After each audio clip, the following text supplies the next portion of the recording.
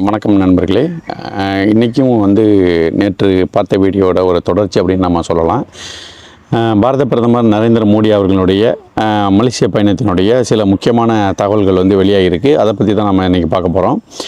நான் இந்த video record பண்ணிக்கிட்டு இருக்கப்போ பாரத பிரதமர் அவர்கள் இந்தியாவில் இருந்து, அதாவது புது டெல்லியிலிருந்து விமானத்தில் புறப்பட்டு ஆன் த வேல இருக்கார். On the way to Kuala Lumpur அப்படின்னு நம்ம சொல்லலாம்.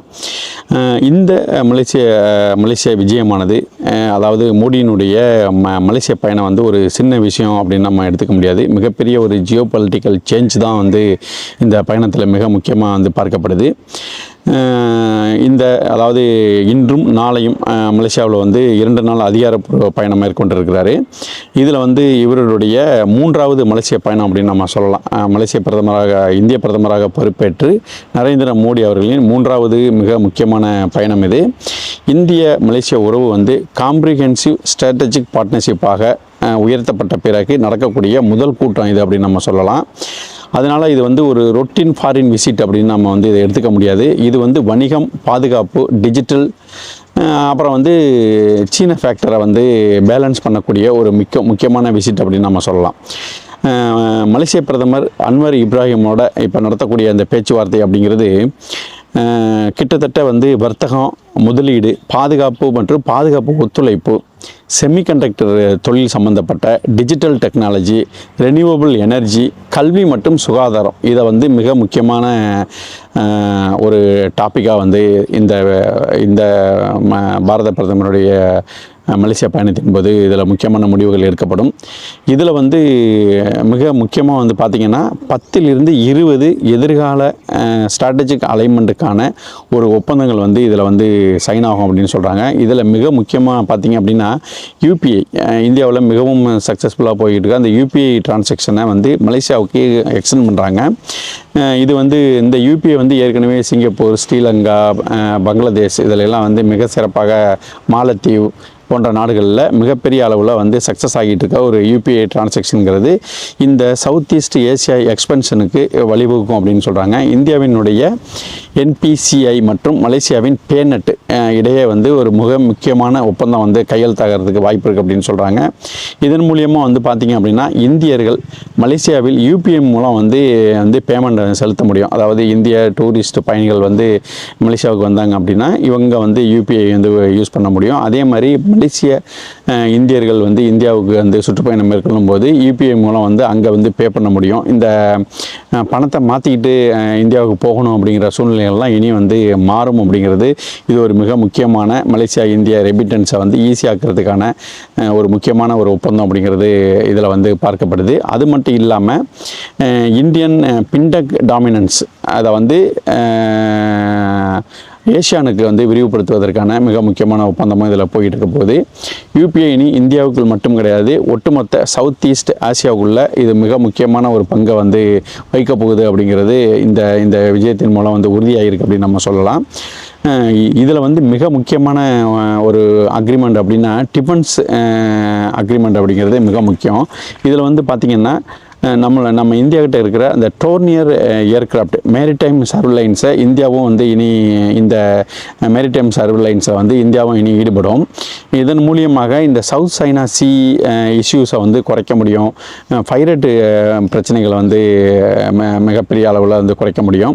அது மட்டும் இல்லாமல் இந்தியா மலேசியாவுக்கு SU-30 MKM அப்படிங்கிற ஒரு ஃபைட்டர் ஜெட்டை ப்ரப்போஸ் பண்ணுறாங்க. உங்களுக்கு வேணும்னா நீங்கள் வாங்கிக்கிடுங்க. நாங்கள் நம்மள்கிட்ட SU-30 MKI, அதாவது MK இந்தியா மிகப்பெரிய அளவில் சக்ஸஸ் ஆகிட்டு இருக்கு.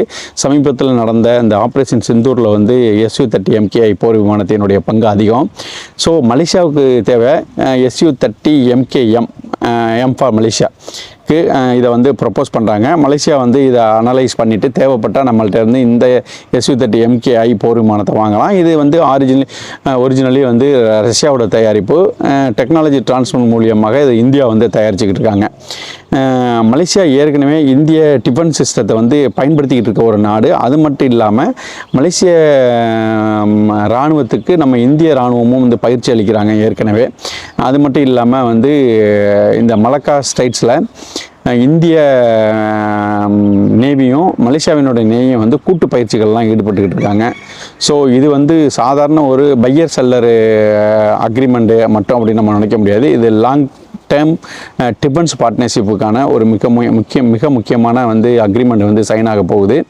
இது வந்து மலேசியாவுக்கு ஒரு பேலன்சிங் பவராக இந்தியா செயல்படுவதற்கான வாய்ப்புகள் அதிகம். காரணம் ஏன்னா சமீபத்திய நாட்களில் சீனாவுடைய அக்ரஷன் வந்து மிக அதிகமாக இருக்குது. இந்த சவுத் சைனா சீல அவங்க வந்து சீனா வந்து என்ன சொல்கிறாங்கன்னா, மலேசியாவோட ஒரு சில பகுதிகளும் எங்களுக்கு சொந்தமானது அப்படிங்கிற மாதிரி கிளைம் பண்ணிக்கிட்டு இருக்காங்க.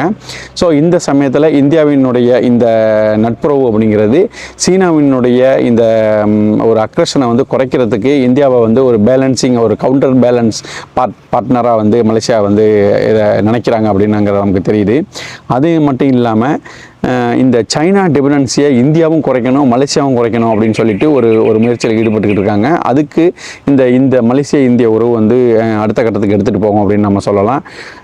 இன்னொன்று, இந்தியா வந்து மிக நீண்ட நெடுநாளைய கனவான இந்த செமிகண்டக்டர் சிப்பு உற்பத்தியை வந்து இந்தியாவில் வந்து தொடங்கணும் அப்படின்னு சொல்லிட்டு ரொம்ப காலமாகவே வந்து இந்தியா முயற்சியில் ஈடுபட்டுக்கிட்டு இருக்காங்க. இது சமீப நாட்களாக இது வந்து வேகம் எடுத்திருக்கு.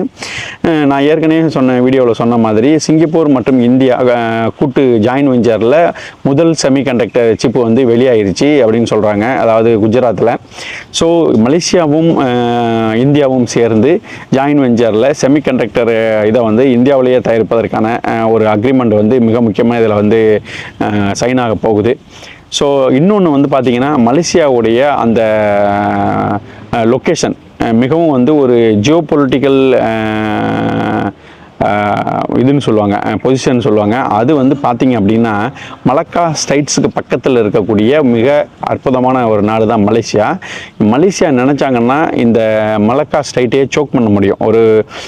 ஒரு முக்கியமான வர்த்தக ரூட்டில் இருக்கக்கூடிய ஒரு விட்டல் ரூட் அப்படின்னு நம்ம சொல்லலாம். இந்த சீனாவினுடைய எனர்ஜி எக்ஸ்போர்ட்டுக்கு இம்போர்ட்டுக்கு மிக வந்து ஒரு பாலமாக இருக்கக்கூடிய மலக்கா ஸ்ட்ரைட்ஸில் இருக்கக்கூடிய ஒரு முக்கியமான நாடு. எதிர்காலத்தில் சீனாவில் ஏதேனும் பிரச்சனைகள் ஏற்பட்டுச்சுன்னா மலேசியா வந்து இந்த மலக்கா ஸ்ட்ரைட்டை வந்து சோக் பண்ண முடியும். சோக் பண்ண போகிறது கிடையாது, ஆனால் அப்படி ஒரு முக்கியத்துவம் வாய்ந்த ஒரு பகுதியில் தான் வந்து மலேசியா இருக்குது. இதுவும் வந்து இந்தியா மலேசியா வந்து இணைகிறது. இது வந்து ஒரு அடுத்த கட்டத்துக்கு சீனாவுக்கு ஒரு கவுண்டர் பேலன்ஸாக இருக்கிறதுக்கான வாய்ப்புகள் அதிகம். இந்தியாவினுடைய act east policy, Mahasagar vision, அது மட்டும் இல்லாமல் இண்டோ பசிபிக் ஸ்ட்ராட்டஜி, இது மூன்றுக்கும் ஒரு சென்டர் பாயிண்ட்டாக இந்த மலேசியா இந்திய நட்புறவு வந்து விளங்கும் அப்படின்னு சொல்கிறாங்க. ஏற்கனவே நம்ம சொன்னது போல் மலேசியாவில் வந்து கிட்டத்தட்ட 29 லட்சம் இந்தியர்கள் இங்கே வந்து வசிச்சுக்கிட்டு இருக்காங்க. ஸோ வந்து மோடி வந்து ஒரு மேசிவ் டயஸ்போரா ஈவெண்ட்டில் வந்து கலந்துக்கிறார். கிட்டத்தட்ட ஒரு 15,000 இந்தியர்கள் கலந்துக்கக்கூடிய ஒரு ஈவெண்ட்டில் மோடி அவர்கள் கலந்துக்கிறாங்க. இது வந்து ஒரு கல்ச்சுரல் பாண்டிங் அப்படின்னு சொல்லலாம். இந்தியாவுக்கும் மலேசியாவுக்கும் பொலிட்டிக்கல் ஒரு மெசேஜாகவும் நம்ம வந்து இதை பார்க்க முடியும். ஒரு ஆசியானில் ஒரு மிக முக்கியமான ஒரு நாடு மலேசியா. ஸோ இந்தியாவுக்கும் மலேசியாவுக்கும் இடையில் ஒரு சிறிய பிரச்சனைகள் போயிட்டுருக்கு. அதாவது வந்து இந்திய குடியுரிமை பெற்ற ஜாகிர் நாயிக் அவர்கள் வந்து மலேசியா வந்து அடைக்கலம் கொடுத்துருக்காங்க. இந்தியாவில் இவர் வந்து ஒரு தேடப்படும் குற்றவாளி.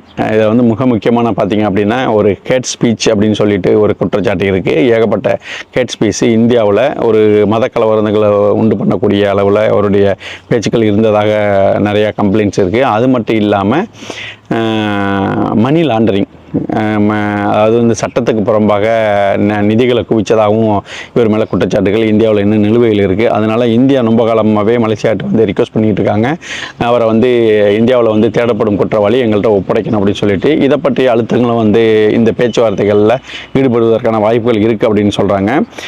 ஆனால் வந்து இந்த ஒரு பேச்சுவார்த்தைகள் இருந்தாலுமே இதையெல்லாம் தள்ளி வச்சுட்டு இந்தியாவும் மலேசியாவும் வர்த்தக மற்றும் இந்த செக்யூரிட்டி டிஃபென்ஸ் அக்ரிமெண்ட்டில் வந்து ஃபோக்கஸ் பண்ணுறாங்க அப்படிங்கிறது ரொம்ப காலமே நாம் வந்து பார்த்துக்கிட்டு இருக்கோம்.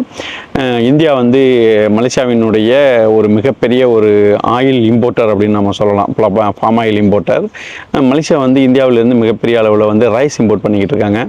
ஸோ இந்தியாவுக்கும் மலேசியாவுக்கும் இடையில் கிட்டத்தட்ட ஒரு 15 பில்லியன் அளவிற்கான ஒரு வர்த்தகம் வந்து போய்கிட்டு இருக்கு. இதை மேலும் வந்து விரிவுபடுத்துவதற்கான ஒரு முக்கியமான ஒரு விசிட்டாக வந்து இந்த பாரத பிரதமர் மலேசியாவினுடைய பயணம் அமையுங்கிறதுல நமக்கு எந்தவித சந்தேகமும் இல்லை. இதனுடைய மேலதிக விவரங்கள் வந்து நாளைக்கு தான் நமக்கு தெரியும், என்ன மாதிரியான அக்ரிமெண்ட்லாம் சைன் ஆக போகுதுன்ட்டு. அக்ரிமெண்ட் சைன் ஆன பிறகு மீண்டும் ஒரு இதை பற்றிய ஒரு டீட்டெயில்டு வீடியோவை நம்ம இதில் பார்க்கலாம். நாளை நல்ல ஒரு வீடியோ சந்திக்கிறேன். நன்றி, வணக்கம்.